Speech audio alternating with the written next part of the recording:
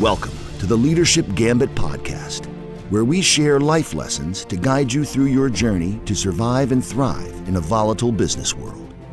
And now, your host, Dane Smith, with leadership and management expert, Chris Miller. Chris, I got a pretty good topic today, but it's not like our normal topics. It's a little bit more controversial.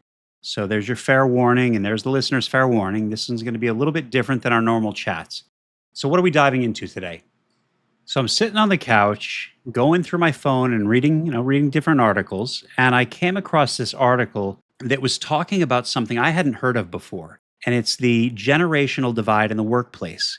And what they were talking about is how managing teams these days is getting a lot trickier because managing different generations is, in some cases, becoming more complex and a little bit more difficult because of the fact, according to them, these different generations were bringing their own perspectives and values to the table, which in turn is leading to intergenerational conflicts, a phrase I don't think I've ever really heard before, but I know what it means. So I thought I'd ask you, is this something you've ever dealt with or seen before? Definitely. The intergenerational conflict has actually existed for literally millennia. Really? And there's evidence pointing back to even in ancient Greece, right? There were writings from philosophers and things like that were saying that the next generation was lazy and entitled, and all that. Like, it's been going on forever. Yeah. But yeah, in terms of like in coaching people across generations like I do, I have been getting firsthand view of the different perspectives and opinions from, the different generations. And I've definitely seen a shift, especially with younger generations who are getting tired of the corporate world. They're frustrated and fed up and feel like all of the different systems, the economy, corporate world are all broken. Right? And this is especially predominant with the youngest Gen X, Millennials, and Gen Z. And I've seen a lot of studies recently that actually say that half or more of those generations have no interest in advancement in corporate life anymore. And actually, there's a few books that I've read on, intergenerational workforce management and a lot of online articles. But I will say that a lot of the online articles especially, I find they're too focused on blanket generalizations, and it's always on like the negative sentiment side, and I don't believe that's the right discussion to be having personally. Yes, there are generational trends worth understanding, like the one I just mentioned about half or roughly a little more than half of the younger generations walking away from management and leadership in the corporate context or business context. Right. Okay. So I do think it's important to understand those general trends because there's a lot more complexity and nuance to the whole discussion than these one-dimensional arguments that you see in these online articles. Well, yeah. I mean, well, in my experience, most people don't want to have those complex discussions. I know, but when you start digging into the complexities, you start to see a lot more similarities across the generations than differences. Yeah. And I feel like that script gets lost in all of the finger pointing and the blame and shame crap. So where do you think the best place to start would be then? Well, maybe let's start with general trends and perceptions so we can get them out of the way. And it's important to note that while perceptions are generalized, they are by no means shared by everyone from that generation, and generalizations never encompass the nuances and the, kaleidoscope of actual differences in people within each generation. Right. We also don't have time for a comprehensive analysis of each generation, so we're just going to talk about a few key highlights. Okay? Yeah. So let's start with the silent generation. And, there's not a lot of them around anymore. Warren Buffett is still around. He's from the silent generation. There are a few. Yeah, my parents are part of the silent generation, and in looking all of these cutoff dates and start dates for these different generations, they fell right into the right into that. Okay. Well, your parents' generation were actually the ones, the silent generation. They sowed the seeds for movements like the civil rights and the 1960s counterculture movement that we saw with the hippies and all that. That was they actually introduced rock and roll to the world, for example, the silent generation. Right? Oh, not my parents. They didn't. I guarantee that. They were on the fair. Buddy Holly side of things there. That were the more Yeah, not the rock and roll. Buddy Holly was rock and roll. At the time, you're right. I'm going to get so much hate mail for that, but we'll leave it alone. Well, and the silent generation believed in work within and respect the system, so to speak, right? Your system of government, your system of companies, like corporations, like, they were really into the respect and the system mentality. Yeah, and because of that, they became, they were rule followers, but they became estranged from the baby boomer generation who broke away from that, right? And became more countercultural, and it was due to a clash in values and style. And the silent generation grew up into the boomers, being entitled, being lazy, get a haircut, like that whole thing. Baby boomers, who came after the silent generation, they still hold many positions of power and influence, especially in North American politics and especially in the US. But there are, still boomers in a lot of positions all over the world, politically and company-wise. They led the countercultural and civil rights movements. So the silent generation started them. The baby boomers actually executed them. And they really started and moved away from trusting the system to distrusting the system. Now, they are perceived by younger generations today as greedy, selfish, out of touch, and workaholics. They're not wrong. And they perceive younger generations, like ourselves, as entitled and lazy. And they are one of the biggest driving forces behind many of the political, economic, and social structures that we have in place today. And they've also made for great content when it comes to making memes. God bless the true. Baby boomers and all the memes that have been created around and because of them. Well, then we get the forgotten generation, which is Gen X. And they're actually called the forgotten generation because when you look at a lot of studies, it goes from boomer to millennial in terms of the generation gap, right? Like they're skipped over. That's the generation I follow. Well, and I don't know why they're skipped over because they're the highest percentage of executive jobs, and they're taking up more and more of the political high level of political jobs across everything right now. So, but they are different from the boomers. They're much more independent, right? There was actually a bit of a lack of parenting in that generation when you look at the studies. And they became even less trusting of the system than the baby boomers were. So the boomers started the distrust. The Gen X then took it to the next level, essentially, where they didn't trust anything anymore. Gen X, like everyone else, perceives younger generations, like myself, as entitled and lazy. And Gen X was the driving force behind the internet and other revolutionary digital technologies from the 80s and 90s. You better believe it. Then we get millennials, which is what I am. Elder millennial, but we started filling many of the middle management roles now in business, and there's less and less millennials going into politics, but some of them are starting to take up, some of the middle management positions. They're perceived as lazy and entitled by older generations. The millennials actually sowed the seeds for counter-corporate movement, and what I mean by that is shifting away from kind of the workaholic mentality to more of a focus on work-life balance, but we weren't as vocal about it with our management, right? And there's lots of millennials who perceive Gen Z as lazy and entitled. I've seen and heard, lots of comments from them about that. But millennials are also the driving force behind the largest social media platforms that exist. And that brings us to Gen Z. They are a growing segment in the workforce. They're obviously taking up more of the entry level up through, to just below mid-level management. There are the odd ones that are in higher positions, but it's very rare because they're still very young. They're leading a counter-corporate movement and corporate accountability movement to the next level the millennials started.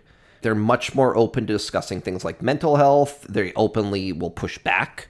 And people in power, they're much more activist-driven than the millennial generation was, right? But they are perceived as not wanting to work, having no ambition or social skills, unable to receive feedback, lazy, entitled. I've seen all of it.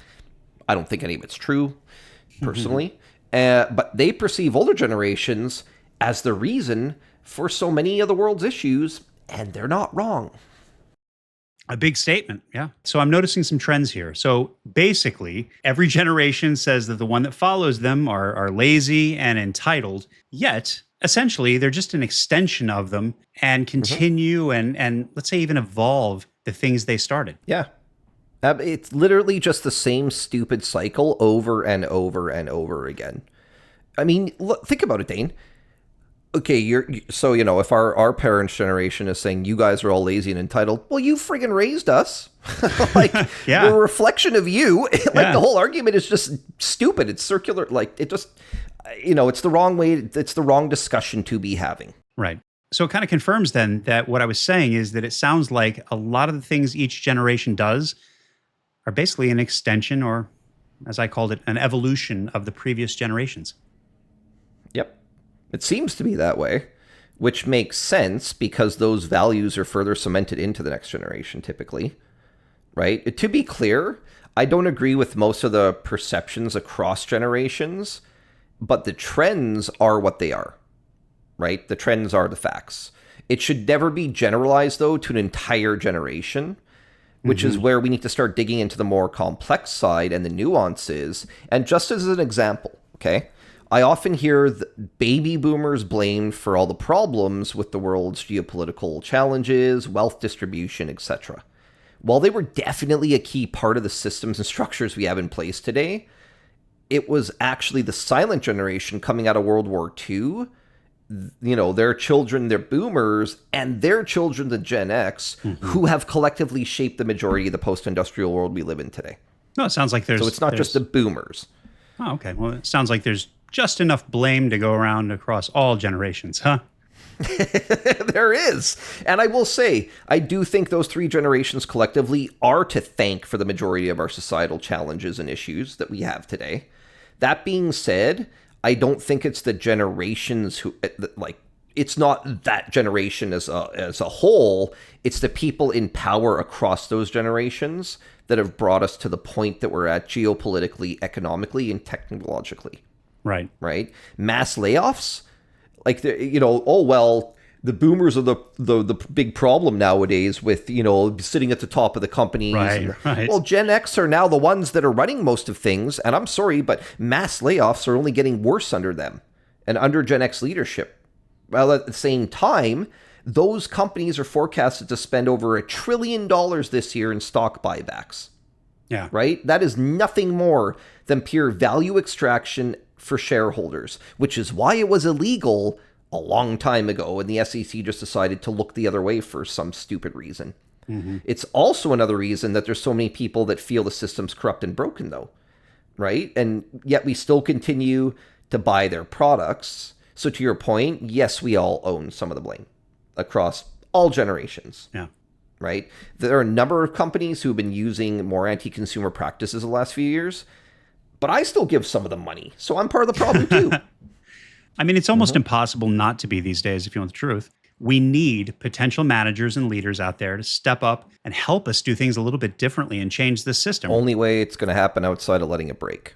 And if we do that, that's going to lead to a lot of chaos and collapse that I think most people don't want. Well, that sounds positive. Are there any other things? Are there any other trends, let's say general trends, that you think are important to note and people should be paying attention to?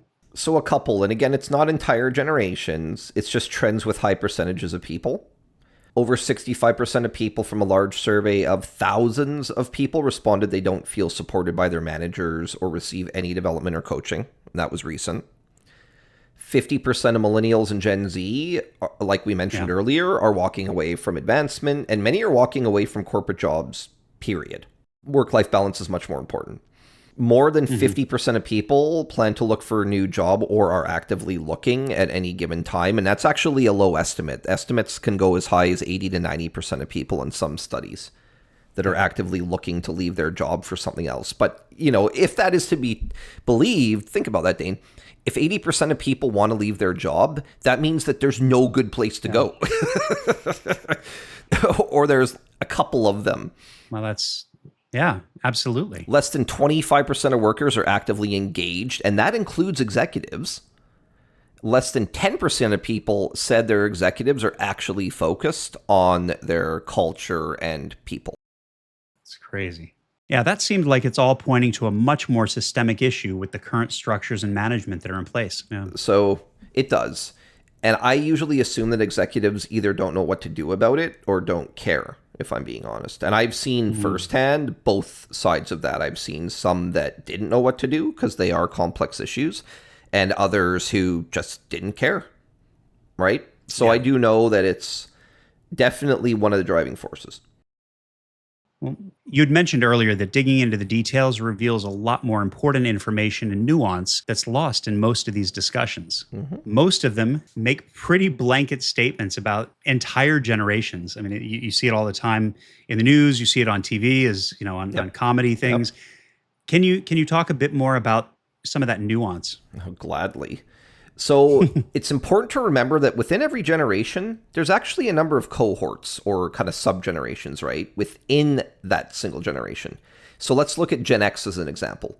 The eldest Gen X were more socially, politically, and economically aligned with the boomer mentality, but the late Gen X are much more aligned with millennial thinking, right? So you actually have the kind of spectrum from both ends of that within that one generation. And there's also people from every generation who feel like they connect more with other generations, right? I've heard the statement, I don't really fit in with my generation. I feel like I should have been born during X generation. Hey, I'm Gen X. I don't agree with the boomer command and control approach to management. Stick to your guns on that, by the way, and don't compromise. If you do, you will lose the trust from others, right? And people are much more perceptive than a lot of executives give them credit for. So on that note, actually, Dane, there's a book called Super Communicators. I know we've talked about this book before by Charles Duhigg. Came out earlier this year. And it's a really good book. I highly recommend everybody read. But one of the things it talked about was how everybody hates being relegated to a single identity, and we need to look at people more holistically. What do you mean by single identity? So let's say I introduce you to people saying, this is Dane, he is a middle-aged white guy, and that's all I said. Do you think that fairly reflects who you are as a person? Well, no, of course not. Yeah, exactly, right? You're also a leader, a manager, a trainer, a husband, a son, a bonsai lover, among other things. So when I say we are all, like, we're not just one identity, that's what I mean, right? We all have multiple identities. Does that make sense? Yeah, it does. I actually think that's a really good thing to keep in mind for everyone. Well, see, and that's the thing. When you start to figure out other people's various identities and you start to actually look at all the things they are, you'll start to see that people tend to have a lot more similarities in those identities than they do division. So what are some of those similarities you're talking about that you've uncovered? Okay, well, let's start with the millennials and Gen Z are lazy and entitled statements. That's BS. Every generation has smart and ambitious people, and every generation has lazy and entitled people. Absolutely, yes. It's all a spectrum, right? It's not exclusive only to a generation or two. I've worked with some really ambitious millennials and driven Gen Z people across all genders, right? They have actively pursued feedback and coaching. They want to learn. They want to grow. They want a path to growth. They want to advance. They're anything but lazy. In fact, something I will give Gen Z credit for is a willingness to call those in power out or push back when they don't agree. I may not agree with the approach they take all the time, and I don't, but I have to respect the willingness to take senior management to task, which the older generations weren't willing to do. It was a more of a respect your authority mentality, right? And here's another key similarity I've seen, actually. Every generation has people who do not agree with the decisions others in their generation or in power of their generation made either. Gen X really started our distrust of authority, politicians, and executives in the modern age, like we talked about in the summary earlier. Yeah, I mean, I've known people from every generation who had complaints, issues, distrust, all of it, with others in their generation. Right? Which is why, to me, another reason why generalizations are pretty useless. Though allow me to be a hypocrite for a moment and say there is one generalization I do think is valid and important. All generations want to feel respected, heard, and valued. That's not a generational thing. That's just a human thing. 100%. Yeah. But So see, it's just another similarity that cuts across all of us. should we be shifting the discussions then to finding common ground between everyone? Is that what you're implying? Of course. I'm a diplomat, Okay. right? I think that was my personality type and the thing that we did. But it's going to require work from all sides to be successful. And that's part of the challenge that we have, right? Like if you look, there's that misconception out there, for example, that Gen Z are hard to work with and they can't take feedback. Right. First, Right. I've seen Yeah. people from every generation who don't take feedback well. Yeah. I mean, I'll bet good money that many of those same managers who make these complaints probably aren't the best at receiving the feedback themselves. 100%. I actually read an article recently that interviewed a bunch of Gen Z employees, and they were pushing back on the can't take feedback generalization. And, it was a bunch of them. They were all saying a similar thing, which was, hey, we can't take feedback, but the feedback we usually get is, well, that's crap, or, well, you did that wrong, go figure out and do it again. And to be fair to them, that's not helpful feedback, right? That doesn't actually help them solve or get better at that thing. And I completely agree with them that most of the managers I've known have been downright terrible at giving feedback, if I was able to get any at all. So part of finding that middle ground means that managers need to do some self-reflection and adapt their approach. Mm-hmm. But Gen Z also needs to be willing to listen to it with an open mind. Agreed. It needs to be a two-way street, right? Feedback going to management should be reflected on and not dismissed immediately, for one. Instead of tearing each other down, why aren't we, like, we're working at one company. Why the hell aren't we trying to build each other up? And that's how we're going to collectively kind of rise all boats. That middle ground means, like it or not, managers are going to have to learn to adapt to different nuances, to the different types of personalities they're dealing with, and have empathy for everyone, right? Build that psychological safety. And the let them figure it out for themselves crap isn't going to cut it anymore, which is what the boomer generation passed down to Gen X too, right? Figure it out for yourself. Very hands off. I do see a lot of managers complaining online about the challenges they have. Same. But I would actually challenge those managers to do some self-reflection and figure out how to adjust their approach too, right? Instead of dismissing a growing part of the workforce, maybe figuring out how to properly coach and empower them and unleash their potential and their energy is the path to building a standout team going forward, right? Yeah. On the other side, though, Gen Z folks need to find better ways to challenge and question things. I was actually in a meeting, and this is where I actually was like, okay, there's been a fundamental shift here. But I was in a meeting with a bunch of our global executives doing a bit of a town hall. And they started getting questions from some of the younger people, literally verbatim, why don't you actually care about anyone? Wow. Right? That's not going to result in a productive discussion. That's and it's a huge personal political mistake, but... No, that's not going to lead to the discussion and the result you want. So it sounds like people in middle management are the ones who are going to have to own a lot of this responsibility, leading across the generation gap, as well as pretty much translating between generations. They're going to be critical. And it's primarily Gen X and Millennials that are going to have to be in those roles for the time being. So it's absolutely critical that they learn how to mediate the various values, perceptions, the styles across the generations and harmonize them into a model everyone can align with, right? I know some people will push back on me for saying that, it's the top level's job to set the right culture, and that is true. But as we've said, less than 10% of executives are actually focused on culture, so we can't expect them to do it. Right? It's like just passing the responsibility to someone else. And if you were to move up, wouldn't you want to drive that change in culture that you claim to? So, we will have others saying it's the younger generation's job to learn how the real world works. And that's part of the challenge, right? So this is where the mediation is. And while it might be true to some degree, leaving them to figure it out for themselves isn't helping either. So middle management would have to play a leading role then. The expectations of management from what I'm seeing are changing, especially with millennials and Gen Z. And in my opinion, for the better, because those in middle and senior positions are going to now have to adapt, or they're going to risk not being able to keep their top talent, just period, going forward, right? And people at the top are going to actually have to start making an effort to listen to their workforce and put some deliberate effort into building the right culture. Too many executives think culture is someone else's job, like HR. And again, like we talked about in the generations, like we've talked about over and over, somebody needs to stop pointing the finger at everybody else and say, let's do this. Let's fix it and rally. Yeah. So what would your recommendation be for folks like myself who would be stuck in the middle? Okay. Big one. Treat everyone with the same respect and value.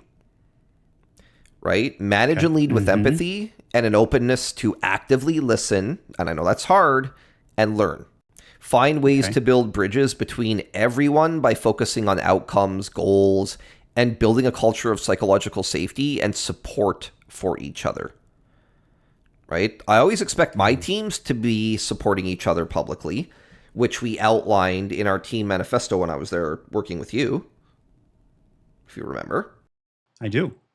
Right? So you want to find the commonalities and shared values across the generations and use those as a unifying force for the team, and then set up ways for the older team members to share their experiences and for younger team members to learn and provide their ideas and views. And maybe you come up with, a better hybrid system out of that whole collaboration.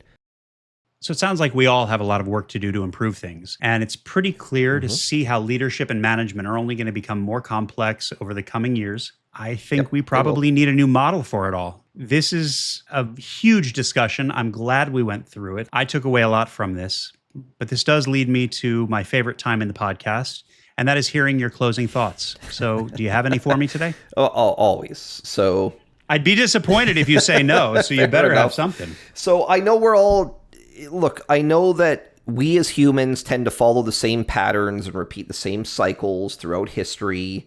It's clear as day when you actually, start looking into this stuff. That being said, we are in a new age of knowledge, and we have the greatest communication and connection tools in history at our disposal.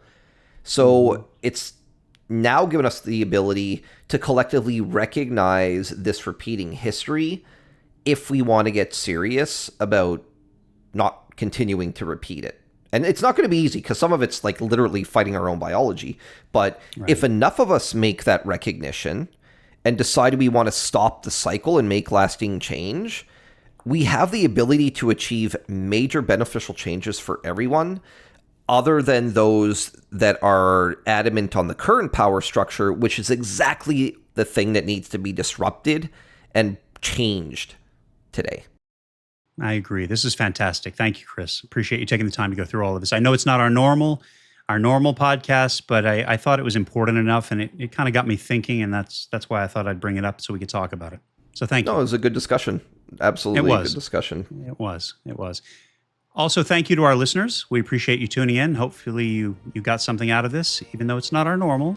Hopefully you were able to kind of get some perspective on things. So we appreciate you all, and we'll talk to you all soon. Bye-bye. This has been the Leadership Gambit podcast with your host, Dane Smith, and leadership and management expert, Chris Miller. If you like our content, don't forget to like, subscribe, leave a comment or review, make a donation, and most importantly, share us with others in your network. Visit us at www.theleadershipmovement.net for more content and helpful business resources.